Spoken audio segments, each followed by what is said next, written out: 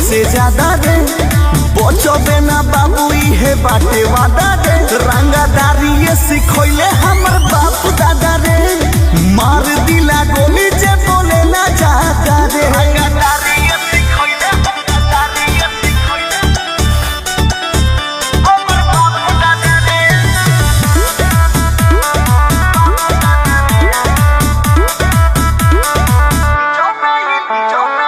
जौना इलाका में राख देव कदम रे वहाँ तो राज खाली करब हम रे हत्या हो जाई रे बेटा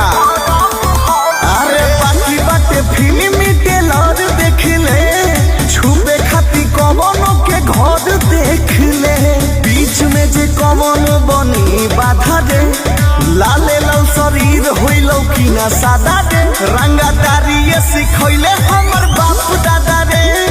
मार दिला गोली जे बोले ना जाता रे रंगादारी ये सिखोइले हमर बाप दादा रे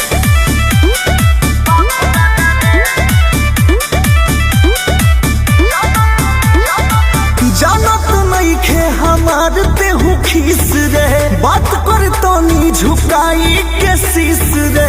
गर्दन काट के धरती पर गिरा दे साभका के पावर अब सीज होई रे माफिया भी बनू के मरीज रोई रे बनता जे शेर बनाई गाधा रे सरोज पराकाश के इहे बाबा दादे रंगादारी ये सिखोइले हमर बाप दादा रे मार दिला गोली जे बोले ना जाता रे नाम ही काफी है बेटा।